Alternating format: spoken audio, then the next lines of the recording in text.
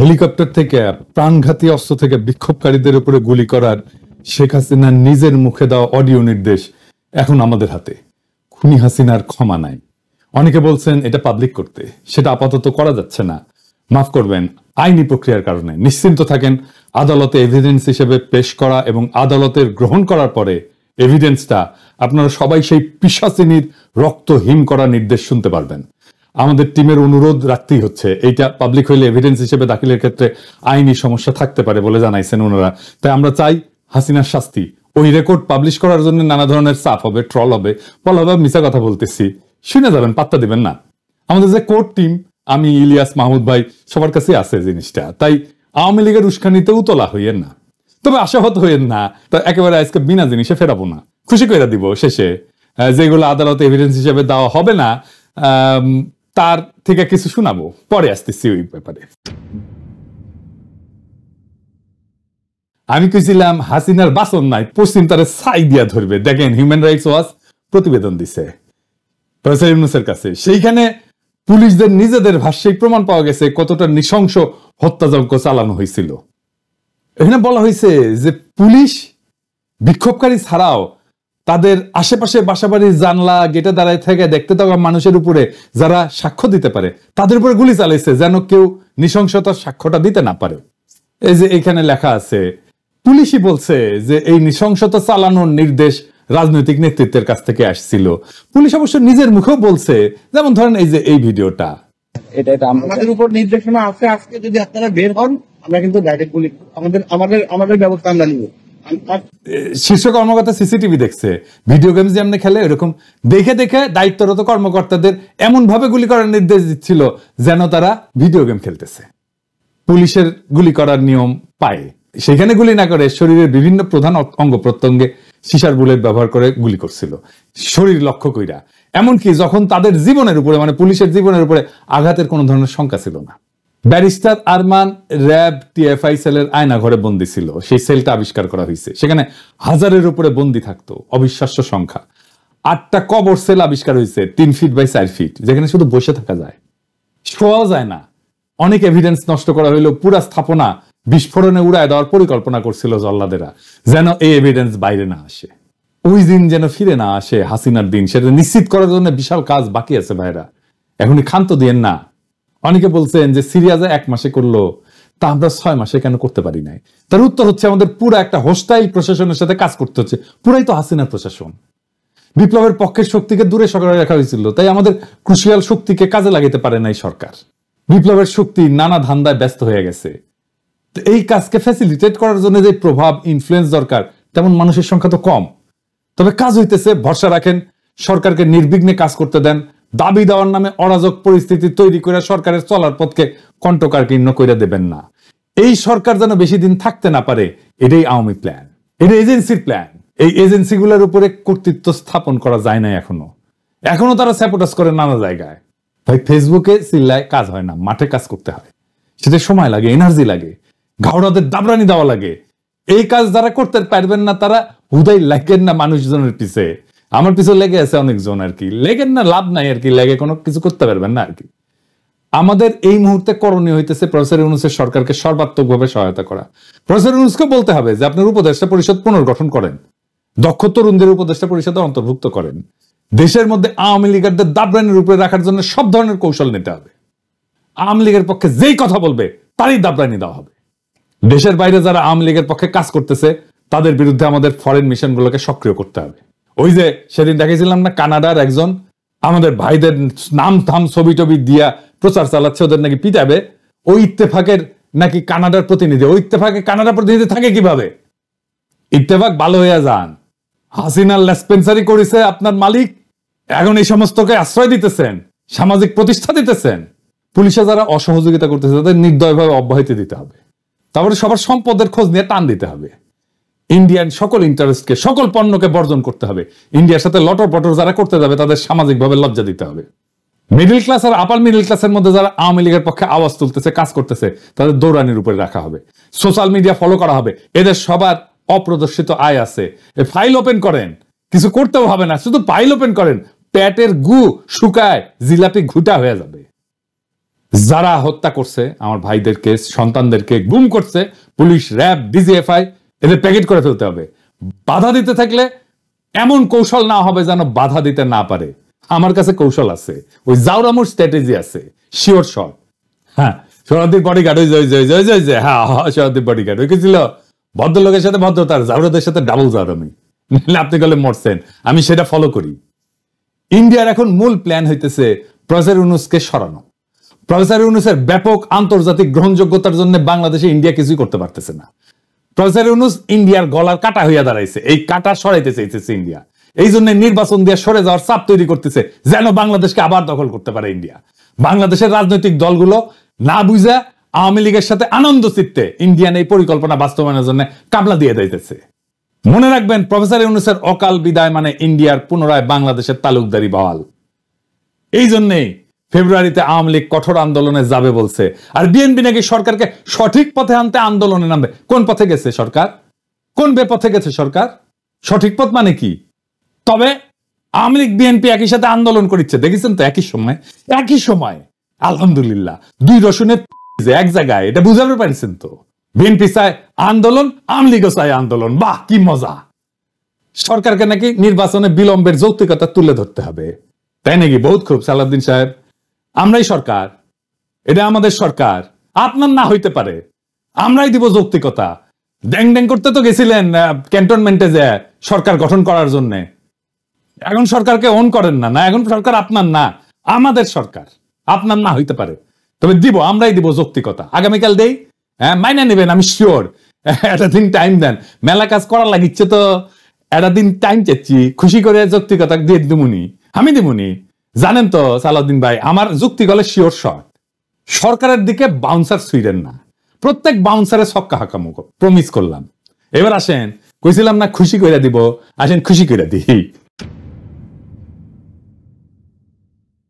Helicopter কোন কোন দিক দিয়ে গেছে আর কই কি হত্যাযজ্ঞ চালাইছে, এটা কেমনে বের করা হয়েছে জানেন? এটা রিক্রিয়েট করা হয়েছে কেমনে জানেন? ক্রু যারা ছিল তাদের সকলের পকেটে মোবাইল ছিল, নিচ দিয়ে উড়িছে আর মোবাইল গুলো কাছের টাওয়ার থেকে সিগন্যাল নিছে আর বেচারারা মরিছে। ছবির মতো রিক্রিয়েশন হয়েছে আর কি, নিজে থেকে হয়েছে ভিডিও, অসংখ্য সিসিটিভি ক্যামেরার ফুটেজ। মুগ্ধর ভাইয়ের কাছে কয়েক টেরাবাইট আছে ফুটেজ। মুগ্ধর গুলি খাওয়ার যে রিক্রিয়েশন ওর বড় ভাই নিজের হাতে করেছে। কলে হাসিনা সবার কল রেকর্ড করার জন্য ওই যে এনটিএমসি করেছিল। 5 তারিখ সন্ধ্যায় পুরা রেকর্ড ডিলিট করার নির্দেশ দিছে এক ব্রিগেডিয়ার জেনারেল। আইজার নাম কইলাম না, ব্রিগেডিয়ার সাহেব ভালো হয়ে যান, মুছে কলে দিছে সব। আমাদের কাছে স্বীকারোক্তি আছে কে বলছে মুছে দেওয়ার জন্য। আদালতে দাখিল করা হবে এমন সাক্ষ্য প্রমাণ নষ্ট করার জন্য জেনারেল সাহেব আপনি আদালতে উঠবেন, লিখে রাখেন। তবে সেই সব রেকর্ড উদ্ধার হয়েছে আলহামদুলিল্লাহ। সমস্ত টেলিফোন কল টেরাবাইটের পর টেরাবাইট ওই সময় ডিটেইল অন্দরমহলের ঘটনার ছবির মতো রিক্রিয়েশন করা সম্ভব হইতেছে। আমি শুনেছি একের পর এক। প্রথমে শুনেছি দরবেশ বাবার কল রেকর্ড গুলা, যে খুচরা কল রেকর্ড, ছোট ছোট ছোট ছোট মেলা কল রেকর্ড প্রচুর। এর মধ্যে অনেকগুলো এভিডেন্স হিসেবে ইউজ করা হবে, তো যেগুলো আমরা এভিডেন্স হিসেবে ইউজ হয়তো করবো না সেগুলোই শোনাই। হ্যাঁ এজিদ সাহেব শুনান না কয়টা।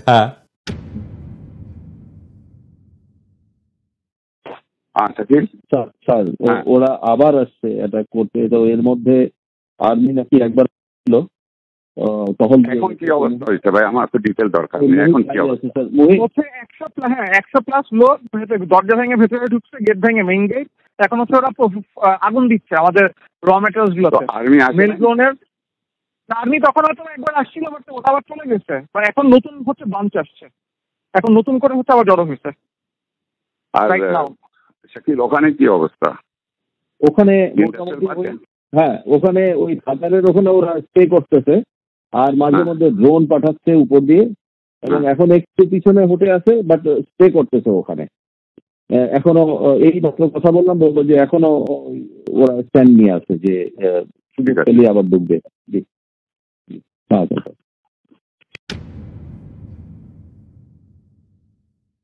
হ্যাঁ শাকিল স্যার, স্যার আপনি আলাউদ্দিনকে চেষ্টা করতেছিলেন, পিপি কিছু ভাঙছে ভিতরে, তারপরে এখন সানসিটির থেকে এসে আমাদের পার্কে 2 নম্বর গেটের এখানে আসছিল, তো পুলিশ কিছু ছত্রভঙ্গ করছে ওখান থেকে, তো ওখান থেকে সরে গেছে এখন আপাতত। এখন কারা ছিল? এরা স্যার ওই বাইরের, মানে এরা তো কোনো ছাত্র না, বাইরের এরা। না ছাত্র না তো বুঝলাম, কিন্তু আমাদেরটাকে কেন টার্গেট করতেছে? নিশ্চয়ই প্ল্যান করে টার্গেট করতেছে। এটা তো স্যার এই মুহূর্তে আমি বুঝতে পারছি ঠিক না। আছে, চলে গেছে। হ্যাঁ, ওদেরকে পিছায় হটাইছে এখন। আর আমি স্যার আছি ঢাকা অফিসে আজকে। ঠিক আছে, জি স্যার। আপনি ফলো করেন, তাই আমাকে জানাতে থাকেন। জি আচ্ছা স্যার, জি সালামালাইকুম স্যার। আসসালামু আলাইকুম স্যার। স্যার ভালো আছেন? স্যার আলহামদুলিল্লাহ স্যার। আচ্ছা, ওই আইএফআইসি তে তো আপনি মঞ্জুরকে দিয়ে দিতেন, স্যার স্যার স্যার রাশিদকে দেবেন না? রাশিদকে দিয়ে দেন। স্যার একটু আমাদের স্যার হলো কি, ওই যে এরা যারা ছিল, মানে যেমন স্যার যে এই এগুলো আমাদের মানে এফডির পজিশনের এগেনস্টে, আর ফাইন্যান্সিয়াল ইনস্টিটিউশন ডিভিশনে যারা, ওদের এগেনস্টে আবার ফাইন্যান্সিয়াল ইনস্টিটিউশন দিতে হয়, মানে এরকম একটা আছে। তো একজন করে স্যার দিচ্ছে, আমি দিব না সেটা বলি নাই।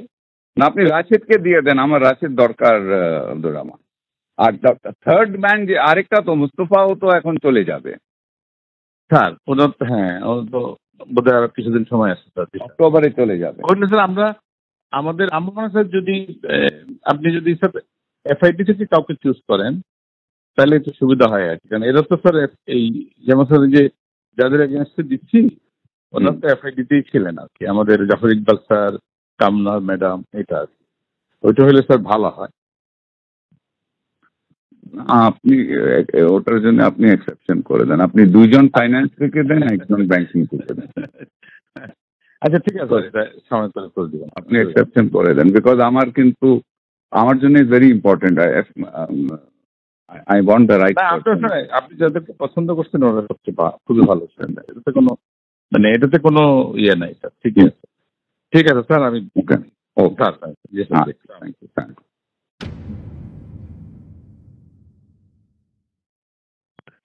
সালমান ভাই, আপনি কি গণভবনে? হ্যাঁ, আমি আসতেছি। আপাবদা ওই যে ইয়েদেরকে ডাকছে, ফ্যামিলিদের। কোন ফ্যামিলি? ওই যারা গুলি খেয়েছে। আচ্ছা আচ্ছা, আজকে 11টায় ডাকছে। 11টা না, 11টা উপরে গেছেন। 12টা জাপানিজ এম্বাসিডার। হ্যাঁ, 12টা জাপানিজ এম্বাসিডার আসবে। ও জাপানি অ্যাম্বাসাডার আসবে 12টা। তাহলে বিকালে আসি, তাহলে একটা কাজ করি আমি তাহলে। এখন তো থাকেন ব্যাংকে। হ্যাঁ, ফ্যামিলিদেরকে এখন থাকে নাই। ও তাহলে বিকালে আসি, 3টা-4টার দিকে আসি। জি, আসসালামু আলাইকুম ভাই। আমার ফার্স্ট সেকশনে ধারা করছিল, ওরা মুভ করে সঙ্গীত থেকে এখন আপনার দিকে যাচ্ছে, বিক্সুমপুর দিকে। আমার ওদিকে গেছে আর্মি, কিন্তু আপনার ওদিকে কিন্তু আর্মি এখনো পৌঁছে গেছে। ঠিক আছে, ওকে।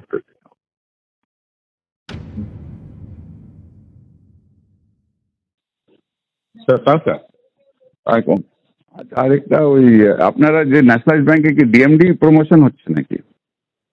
না স্যার, এখনো ধরা হয়নি। ধরা হয়নি? কবে ধরবেন? লিস্টগুলি চাইছেন নাকি? ব্যাংকগুলি থেকে লিস্ট গেছে আপনাদের কাছে, তারা এলিজিবল হইতে পারে, কিন্তু হ্যাঁ এখনো প্রসেস শুরু হয় না এইভাবে। ও আচ্ছা, ওরা নিজেরা হয়তো লিস্ট দিচ্ছে। ও ডিএমডি তো স্যার হলো যে জিএম থেকে হয়, জিএম থেকে ডিএমডি হয়। তো ওটা আপনার প্রসেসটা কি কবে শুরু করবেন? এটা স্যার আরো সময় আছে, বসতে হবে, সময় আছে স্যার। ঠিক আছে, আমার একজন আছে, আমি আপনাকে হোয়াটসঅ্যাপের নাম পাঠাচ্ছি। ওই জনতা ব্যাংকের মিজান বলে একজন আছে, জিএম, সিনিয়র মোস্ট আছে, সে সিনিয়রিটি সে পাবে, ইজ ভেরি গুড। ঠিক আছে, যখন শুরু করবেন তখন একটু খেয়াল রাখবেন। আচ্ছা ঠিক আছে, ওকে, থ্যাংক ইউ।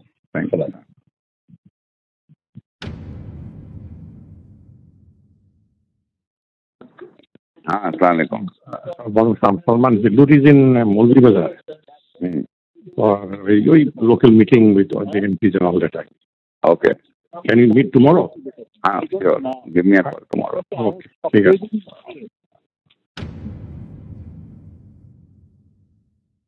जी सलमान भाई। বিপু রোববার 11টায় হ্যাঁ আমি বিডাতে ওই ব্যবসায়ীদের সাথে একটা সেটিং করতে চাচ্ছি। আচ্ছা, খুব ভালো হয়। ওই দিন তো 450 জনের সাথে বসলাম, হ্যাঁ তো আপাতত বললো কি হ্যাঁ তোমাদের সমস্যাটা আমরা দেখবো। হ্যাঁ তো এখন আমি 50-60 জনকে নিয়ে, তুমি, আমি, টিটো, হ্যাঁ পলক, আমরা বসে ওদের কথা শুনি কি কি সমস্যা আছে না আছে, একটু দেখানো তো দরকার, ইকোনমিটা অবশ্যই। তো তুমি তো একটু নোট করে রাখো 11টায় বিডাতে 11টায় রোববার দিন। Okay, thank you. Hello. You're in Bida all day. I was busy all day. What time are you free tomorrow? Tomorrow, maybe in the morning I should be free. Around what time? 11? 12. Okay. 12. ঠিক আছে।